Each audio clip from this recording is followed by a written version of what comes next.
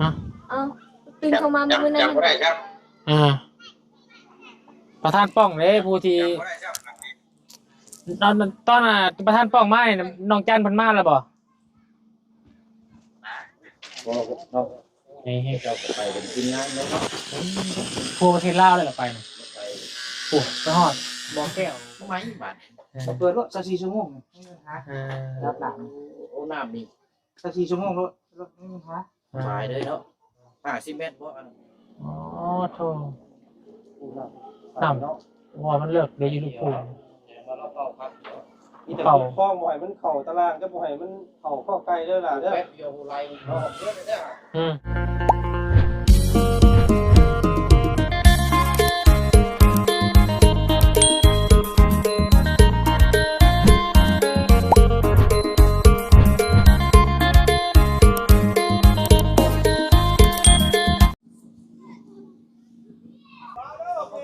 อ่ะ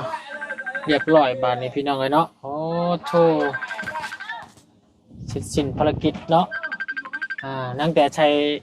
น้ำบาดาลยังแต่ใช้ได้พี่น้องเลยเนาะปึ๊บบาโธ่สิลกเลยเอาประธานป้องก็โทรมาแล้วบานนี้พี่น้องเลย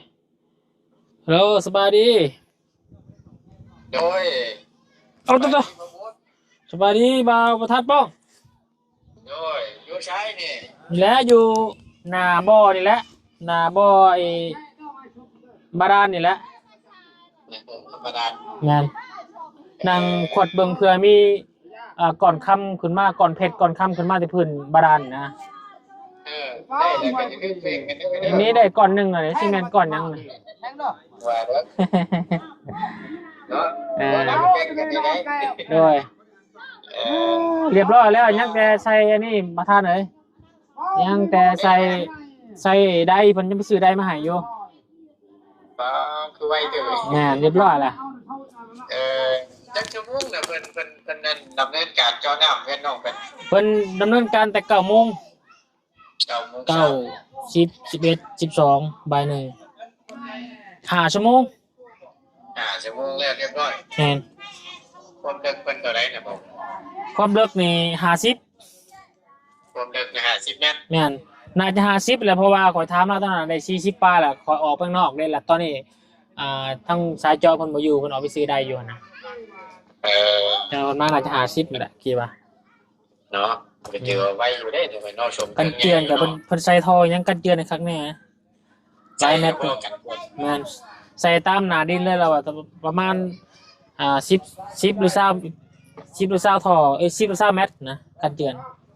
ทางคนแก้บ้านเด้ออันนี้เอ้ย หน่อย ให้ใส่อันหลายๆเนี่ยมันจังไอ้นั่นเนี่ย แม่น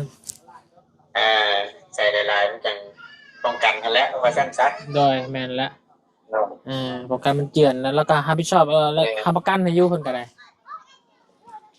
จะมีปัญหายังไงมันเป็นประกันให้ แม่นถือว่าเฮาใช้บริการเจ้านี่ถือว่าโชคดีอยู่เพิ่นประสบการณ์เพิ่นนี่เดินสายทั่วประเทศลาวแหละ โอ้ ไปฮอดเชียงขวางสยามบุรี เป็น บุรี เชียงควงโอ้ เชียงขวางบุรีคำไซถ้าว่าสีแข้งภาคใต้ก็แม่นเบิดเลยตัวเพิ่นมาตามโครงการนะเฮาก็บ่ได้ได้จังหวะพอดีเลยนะ เอาจังหวะเดียวกันซะ แม่นถือโอกาสพอดีได้โอ้ได้ดีอยู่โอเคอยู่นะอายุสั่นบ่แม่นเจ้าที่ว่าเจ้าจองไว้ตอนนั้นบ่แม่นบ่ บ่แม่นตัวนั้นยังบ่ได้สมจักยังบ่ได้อยู่ ได้เนาะจะได้เจ้าไม่ ได้เจ้าใหม่ติดแต่ว่าทางแม่ค้าอารมณ์ดีเลยแม่เจนานเพิ่นติดต่อให้นะเพิ่นมากินข้าวกินน้ำอยู่หาดแล้วก็เลยอันนี้เลยถามให้ นำประธานป้องอันว่าในราคาค่าจอน้ำเพิ่นเอาน้ำจะได้บ่19 ล้าน 19 ล้าน แม่น แต่ก็ยังดีแต่มันกันลดลงมาอย่างเงี้ยเนาะ แม่นรุดมาอยู่เฮาก็ยังเหลืออยู่งบเฮามี20 ล้านก็เหลืออยู่ล้านนึงบาทนี่เหลืออยู่ล้านนึงก็สิไว้ซื้ออีหยังพวกกระคุกกระคิหรือว่ากระซ้ำอีหยังกระมังอีหยังอะไรกระทงกระทังอย่างแล้วเนาะก็ให้เราตรงน้ำตรงในใส่ยางไปให้ละ ประมาณนั้นแหละ พอได้ต่อ ใส่น้ำใส่ในมาใส่ของน้ำ โดยแม่นละ ยอดยวงทึ่งเพิ่นบ่เอ่ย แม่นบอลแม่นมาคุกกี้เล็กเนี่ยคุกกี้เล็กคุกคูนนี่บอลเนี่ยหนาซ่านเรานี่แหละ อยู่มุมมันเจียวน้องเพิ่นว่าตอนนั้นบ่เนาะ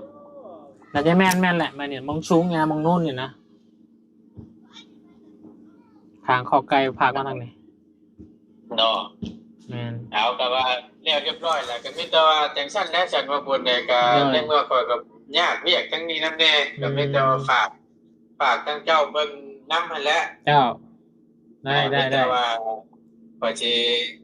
โอนเงินให้มีแต่ส่ง QR มาให้ข่อยเด้อ โดยประธานโดย อยู่น้ำข่อยนี่มีอยู่9ล้านหา อ๋อ9,500,000เจ้า โดย 9,500,000พอดีน้ำข่อยมีอยู่4,500,000พอดีเป็น14 ล้านเนาะ โดยมีแล้ว เป็น14 ล้านนะบ่ได้6 ล้านไปได้20 ล้าน พอดีเนาะ พอดีเปียเหลือกับล้าน ทางเงินว่าอันเบาได้เป็นนั้นบ่ได้อยู่บ่หรือว่าจังได๋ บ่ได้มันกลับเมื่อแล้วกลับเมื่อวันซื่นกับบาวุนมันป่า โอ้อ่า เพิ่นว่าไม่เท่าบ่สบายบอกเลยเมื่อกลับเรียนแบบด่วนๆนะ โอ้ไม่เท่าบ่สบาย เท่าบ่สบายเนี่ย เนาะ หน่อย เอาแต่มีแต่ว่าแต่จังซั่นล่ะก็ตามนั้นแหละบ่บุญเด้ โดยประธานโดย มีแต่ว่าอันฝากน้องเพิ่นนำเด้อ โดยใช่น้องจันน้องจัน กันอยู่บ่ น้องจันเอ้ยปัจจุบัน เบิ่งกันมาให้เบิ่งนำได้ลูก เดี๋ยวนี่ยืนตริงนี่ เปิดกล้อง เดี๋ยวเด้อน้องมันนี่น้องหัวไปใส่ไปบางแกงหลวงล่ะไปเฮ็ดเด้อ เอาสบายดีพี่น้องบ่บุญเด้อ โดยสบายดีเด้อพี่น้องเด้อสบายดี สบาย อยู่แต่น้องจันเนาะทางน้องหัวคนไปเพื่อนพี่น้องแหละสบายดี FC เพิ่น ส แน่ บายดี FC โดยสบายดีบริหารชีวิตอยู่ โดย ประธานป้องชื่ออะไรบ่บะตูนเอา มันมือกัน ฮะ เอาตื่นเข้ามามื้อนั้น จำบ่ได้ครับ ประธานป้องเด้ผู้ที่ จำบ่ได้ครับ ตอนประธานป้องมาเนี่ยน้องจันเพิ่นมาแล้วบ่เนาะเอามากับเบายาวเด้ผู้หนึงสูงผู้หนึงสูงผู้หนึงเตี้ยๆเด้ที่มาแจ้งว่าเรามีงบประมาณซอยจอน้ำมาดานเด้8อีก9ล้าน เอา 5 ตู้ เด้ ท่านบอก ประตูน อ๋อ ชื่ออะไรบ่ จื้อแล้ว ลองบ่ชื่อเพิ่งประตูนสิบ่ออกค่าจ่ายน้ำติออกค่าจอน้ำบ่ พ่อร้านนั่นก็เจอยกเลิกช้าผ่านนี่ นอนแล้ว ใจละจิบ่จ้อยละ โดยพอดีทางประตูนเพิ่นโทรมาเนาะเพิ่นค่าเวียกทั้งพุ่น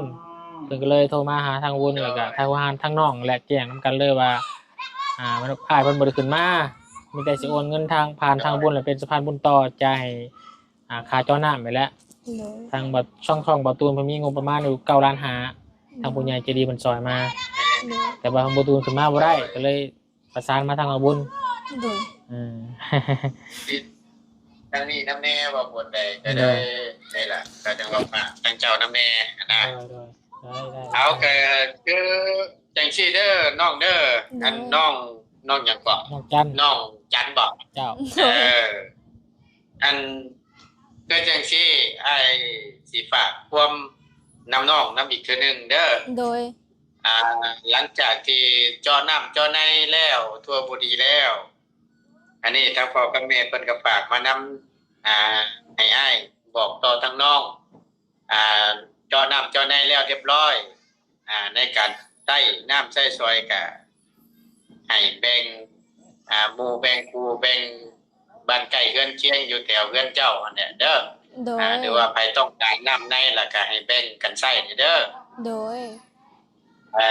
ให้ช่วยกันนั่นแหละหลายแต่ยังเป็นต้องการน้ำต้องการในหรือว่าเฮ็ดหันเฮ็ดนี่ก็แบ่งกันใช้กันช่วยตามที่พ่อกับแม่เพิ่นสร้างมานั่นแหละเด้อก็บ่ บ่ให้กินเหนียวได้เด้อบ่เอาได้เด้อตัวนั้นเด้อ เพราะว่า อ่า น้องจันขี้เหนียวบ่ขี้ทีบ่ บ่ได้เด้เด้อเจ้าของได้เลยบ่แบ่งหมู่แบ่งพวกใช้เนี่ยบ่เอาได้เด้อล่ะเด้อบ่เฮ็ดนั่นน่ะ เขามีก็คือเขามีคืออันนั้นแหละ น้องจันมีคือพี่น้องมีเนาะ โดย แม่นก็ เขาจะเป็น นี่ ก็ แหละ คือ ก็ เขา ดี จำ ใจ เป็น นํ แหละเว เด้อ ลาเขาบ่มี ที่ เขา มาฮอดก็ถึง นั่นละ เอาฉันมิตรว่าอันจังซี่มิตรเดี๋ยวคอยสิโอนเงินให้เจ้าเด้อบ่บุญเด้อมิตรฝากเป็นชำระเงินโตให้ทั้งพ่อกับแม่เราอีกครั้งหนึงเด้อ โดประตูนโดย รบกวนให้เด้อ เจ้าบ่เป็นหยังเนาะสาธุอนุโมทนานำพ่อกับแม่เพิ่นเด้อเนาะอยากให้ทางน้องจันนี่นะฝากผ่านไปทางนี่ก็ได้เนาะฝากขอบคุณหูขอบใจทางพ่อกับแม่เพิ่นนะครับเนาะทาง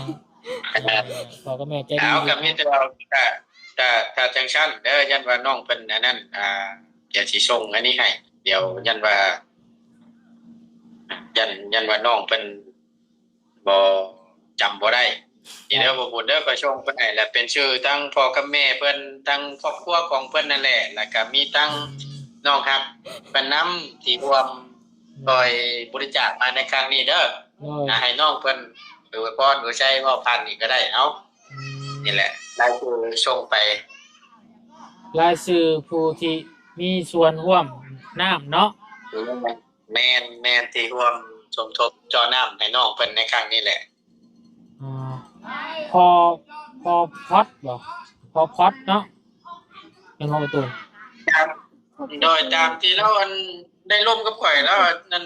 ไม่ใช่นี่ ชื่อพ่อนี่แหละทั้งพ่อแล้วน่ะ ชื่อพ่อ ชื่อ บ่ พ่อ พ่อเนาะ โดย อาจจะเป็นแบบว่าสำเนียงทางต่างประเทศเนาะ โดยแล้วก็ เรื่องสีชมพูเมลี่แจมสีชมพูเนาะ เป็นนามสกุลเพิ่นโดย แล้วก็3คำพุทธเนาะ แม ข้อน งสมุดแล้วก็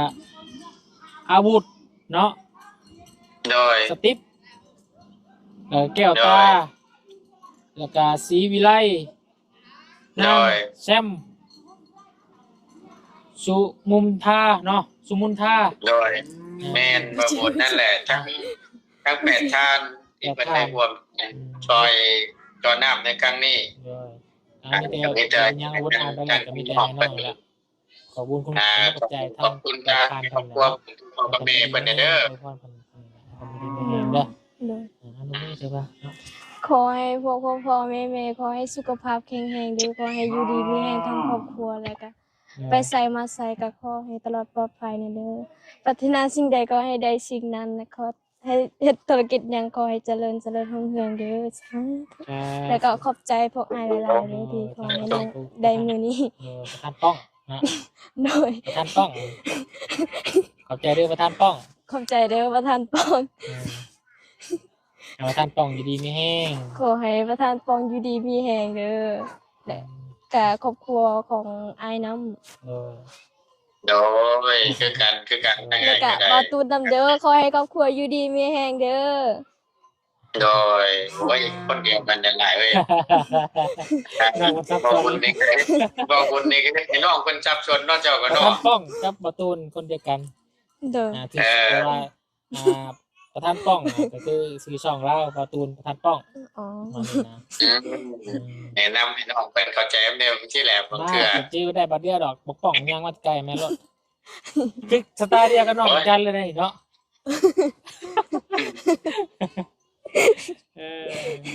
เอาพี่น้องกับจีกับจีเจ้ากันไหวแล้วเนาะ เนาะแม่นพ่อกลางๆแต่เฮ็ดบ่จักกันนี่บ่ได้เด้อ เห็นแล้ว ผมใช่ได้เอาดีใจนำเด้อที่ได้นำได้นั่นเด้อได้ใส่ได้ซอย โอเค โอเคเอามีแต่ว่าเดี๋ยวค่อยโอนเงินเด้อพวกคุณเด้อ โดยโอเคประธานป้องโอเคขอบใจหลายเด้อโดยไปทำบุญต่อเจ้าโอเคเอาสบายดีเด้อสบายดีว่าสุขสุขคนเด้อ บ๊ายบาย สบายดี เอ่โอเคพี่น้องเนาะก็หลายเนาะขอบหลายทานพี่น้องที่มีน้ำจิตน้ำใจเนาะเพื่อแผ่เพื่อจะได้เจาะน้ำอันนี้ได้โอ้หลายปัจจัยเนาะทางประธานป้องพี่น้องเนาะ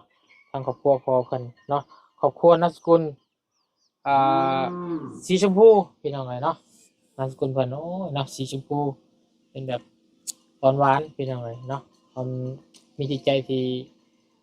เพื่อแผ่มีจิตใจเมตตาพี่น้องเนาะขอให้อยู่ดีไม่แห้งเด้อเนาะทางครอบครัวทางพ่อใจดีแม่ใจดีเนาะครอบครัวนามสกุลสีชมพูพี่น้องเลยเนาะจากประธานป่องเด้อเนาะขอให้ครอบครัวทุกทานที่มีจิตใจเพื่อแผ่มีงบประมาณมาเจาะหน้าให้กับน้องครัวหรือว่าน้องจันมานี่แล้วก็ทั้งแม่นุ่มพี่น้องเนาะขอให้ได้บุญได้กุศลหลายๆเด้อเนาะบ่ทุกคนเดินทางไปไสมาไสให้ตลอดปลอดภัยให้ชีวิตราบรื่นเนาะไหลยังคือน้ำนี่เด้อเนาะขอให้มวยของมวยคานน้องเนาะ โดย ดีไม่แห้งเด้อเนาะเอารอถ้ามาเพิ่นมาจอน้ำมาใส่ใดก่อนยังเบิ่งกันคือเนาะว่าสิมันสิขึ้นน้ำแห้งส่ำใดใส่ส่ำใดสะอาดส่ำใดติดตามกันอีกจักหน่อยเนาะ โดย โอเคพี่น้องเอ้ยเนาะรอถ่าก่อนแป๊บนึงโทรุ่นใหญ่เนาะ ใส่ในกล้องแค่ ใช่ของแท้เนาะของปลอมบ่ใส่เนาะเนาะโอ้ใหญ่ดีนี่ เฮ้ยนี่เนาะ อ๋อกูบ่เคยเห็นแบบนี้เนาะ รอชมเบิ่งนำกันว่าแก้มาอยู่ว่าขนาดเท่าใด นี่ซัมเบจงบอกเสียงเห็นมอเตอร์โตเขาเจาะปั่นลงนะตัวไอ้สว่านมันนะ ตัวสว่านนะ โอ้ไอ้คือลูกเบเนาะ โอ้นักบ่ นักกว่าดีโบดายี่ห้อโบดาบ่ บ่เนาะ ให้ เจ้าก็ไปเป็นทีมงานเนาะ ทัวร์ประเทศลาวเลยล่ะไปนะ ไป โอ้ไปฮอดบ่อแก้วเชียงควางบริคำไส้ยังไปทีมแทงภาคใต้เนี่ยทัวร์ไปแล้ว ต้นใจจักนี่ก็มันชุดแล้วนะ แต่ของแค่อย่างเดียวคัก เอาเบิ่งนำกันเนาะให้สิ แค่สำไรเนาะ ว่าสิคอยเนาะ ลงได้จากแมตก่อน หรือว่าจังได๋ ลงได้จากแมตก่อน ความลึกของบ่อ แม่ 50 เนาะโอเคพี่น้อง น้องจะว่าจะไปแบบแทนน้องจะได้ 10 แมตพี่น้องเลย เออครับเนาะสบายดี ใจจรวดไง นี่แท้หมดเลยเนาะ แท้ผู้บ่าวนํบ่เอาว่าน้องจัน อยู่นี่เงินสดๆได้เลย พอเป็นเคยสวรรค์เขตเนาะ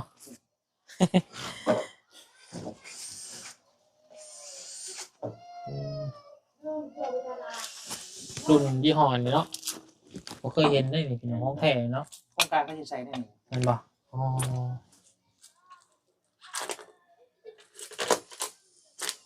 ตรงโตซ้ายลงไปบ่ถึงเนาะครับ โอ้ถือว่าขนาดใหญ่เลยเด้นี่เนาะน้ำใช้ได้เต็มที่เลยเด้นี่ ที่ไหนอยู่2เมตรก่อนปลาย อ๋อต่อชั่วโมง2 เมตรก่อน มีแต่อันบ่อนั่นบ่บุญเนาะว่าคือซื้อแท่งน้ำเนาะ อืม แท่งปูนได้มะกอจักสองแถว เปิดไว้แท่งเนาะ เปิดใส่แท่งไว้ ไม่จังบดเปลืองเนาะ จะบ่เปลือง เอาเปิดไปเดียวเราเต็มแล้วเปิดจะแท่งหน่อยเนาะเปิดจะแท่งเอา นี่ก็โจ้ไว้นะ หักยูมันยังบกหักยูเฮือนหักไม่ได้แล้วเนาะเปิดจะแท่งไว้เพิ่งมันก็ ว่าอย่าเฮ็ดอยู่เรือนกันว่าอย่าเฮ็ดแท่งน้ำไว้อยู่จักสองแถวอ่ะแท่งปูนนะ มัน จะได้ เปิดเลยใส่ได้ทรงเอามันสบายมันยังบอเปลืองใดเดี๋ยวแค่ใดเขาเปิดปิดตลอดมันยังไงเนี่ยเปิดไปประเดียวแล้วก็เต็ม ไม่ได้อยู่เรือนค่อยเปลี่ยนปีละเทื่อนี่น่ะ ดีกัน โอ้จะ น้อยกว่านี้รุ่นเนี่ยเขาใส่รุ่นนั่นนะธรรมดานะ ก็เปลี่ย ปี น เลย เปลี่ยนทุกปีแล้วทั้งรุ่นปีนั่นนี่ ของเธอเปิดไว้ลืม ใหม่บ่ ถ้าคนเจ้าของเพื่อนออกไปข้างนอกคนเลย6 ชั่วโมงเปิดไว้มันสิเหลือบ่ได้ ปัจจุบันเฮามีแต่20 เมตร30 เมตรเนาะ ประมาณนั้นแหละนะ แต่บ้านเฮาแถวเขตเซโนมา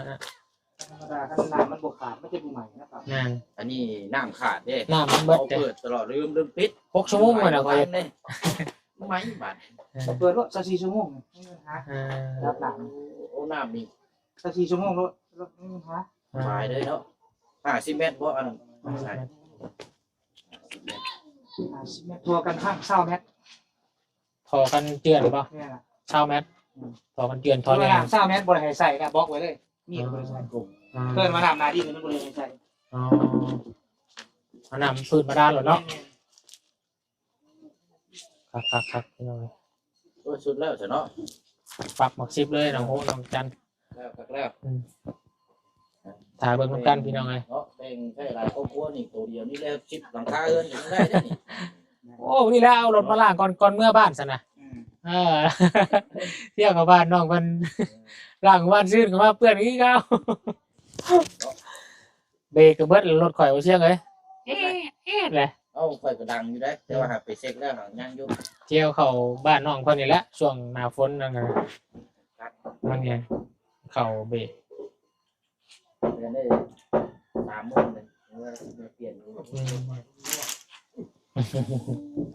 นาะเดี๋ยว เลยถ่ายเบิ่งน้ำกันกันเถอะเนาะตอนน้ำฟุ้ง พุ่งแตกต่างหรือว่าสมมติน้ำตาลก็ อ๋อหิวมายังได้พี่น้องเลยน้องบดสดีมากระเบิดบ่น้องบด โดย สบายดีเดี๋ยวไปขายบ่เดี๋ยวไปใช้นี่ ให้สุอายกิน ให้สุมากิน โดย อ๋อแกงเสร็จไก่เนาะฝากได้นี่พี่น้องมาฝากใช้เอาไว้เอาฝากเมื่อเนาะ โดย ขอบใจพี่น้องเลยของฝากจากน้องบดเนาะกินแล้วบ่แกงหน่อไม้กินเรียบร้อยแล้วคักพี่น้องเอารอถ่ายเบิ่งเนาะน้ำทางน้องหัวน้องจันก่อนสิได้สบายเนาะเตรียมพร้อมแล้วพี่น้องเลยจรวดไปยิงใส่คอมเมนต์บ่ พร้อมลงแล้วบาดนี้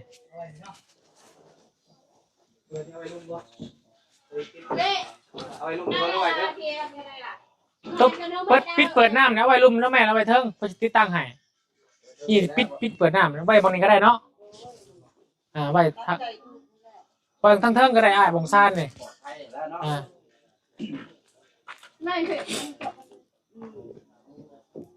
ยามมันบ่ถือฝนบ่ไว้บอลมันก็ได้ไม่ยามมันถือฝนโดยเป็นติดตั้งบอลปิดเปิดได้พี่น้อง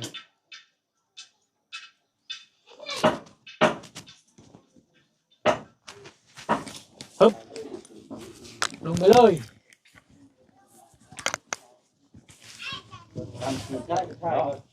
50 เมตรครับ เปิด24 ชั่วโมงเลย 24 ชั่วโมงประมาณนั้นนะโตมาด้วย ตุ้มเอาสกัดแน่ตุ้มอยู่ท้องหัน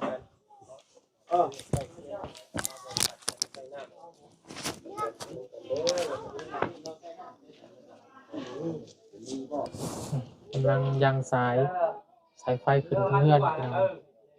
เดี๋ยวจะให้น้องคนเฮ็ดรักเนาะครับ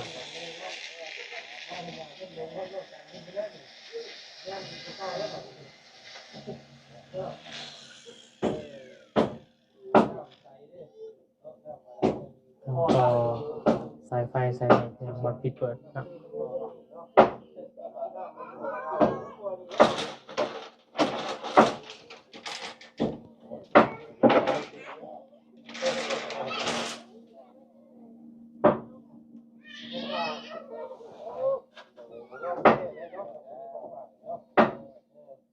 ขอ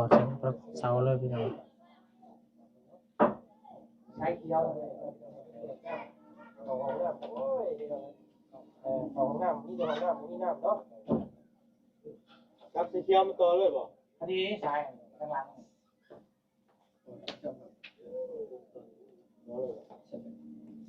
ยักษ์เลยมันมี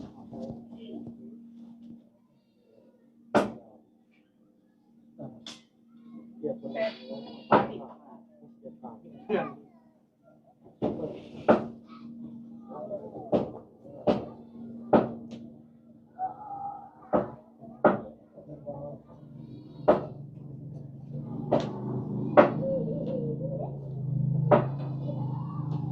โอ้พอดีฮอดต้องซื้อสายมาต่อเพิ่มอีกพี่น้องนะสายยางมันต้องฮอดชวนพักคนเนาะซื้อมาให้เพิ่นมารอบหน้าก่อนพี่น้องเลย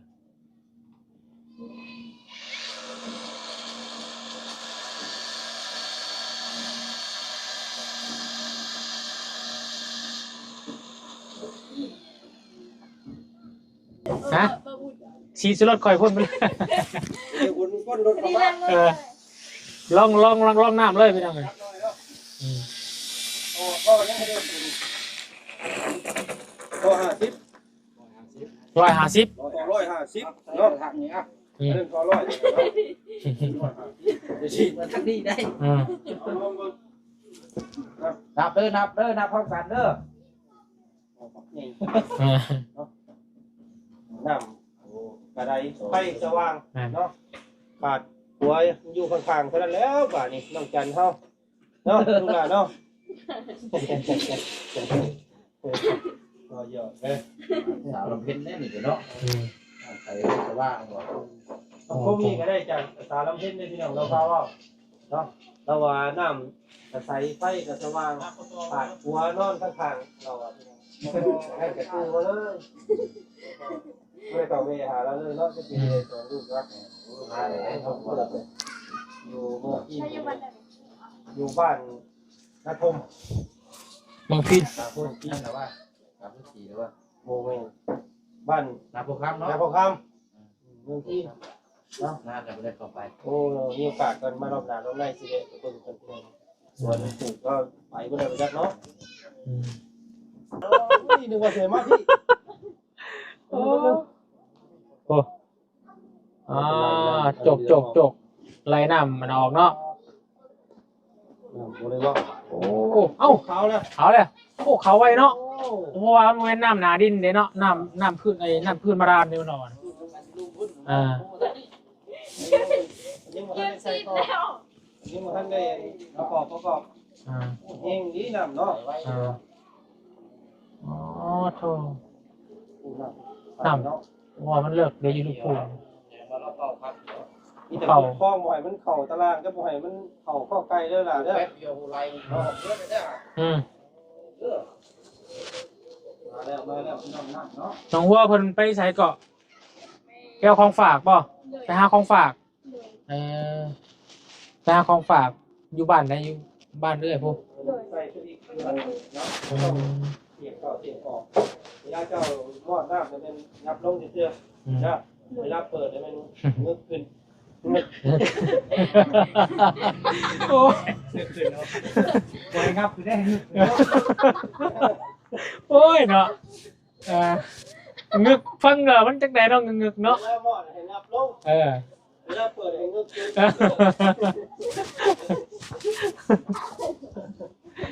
โอ้ยเอา ภาษาบ้านที่โอเคภาษาเดี๋ยวนี้อยู่ว่าอย่างนี้นี่ได้ เรียบร้อยบาทนี่พี่น้องโอ้ยเนาะเอาโอเคพี่น้องไว้เนาะจะเสร็จสิ้นเป็นทีเรียบร้อยเนาะตอนนี้กันเลยเดี๋ยวก็ตามการเบิ่งอีกต่อไปพี่น้องเนาะเดี๋ยววิธีถามว่าจะเงินจะทำต่อใดเนาะจ่ายเงินกัน EP ต่อไปแล้วกันใน EP นี้ได้เลยเด้อน้ำบาดาลเด้อไหลเรียบร้อยแล้วพี่น้องเลยเนาะ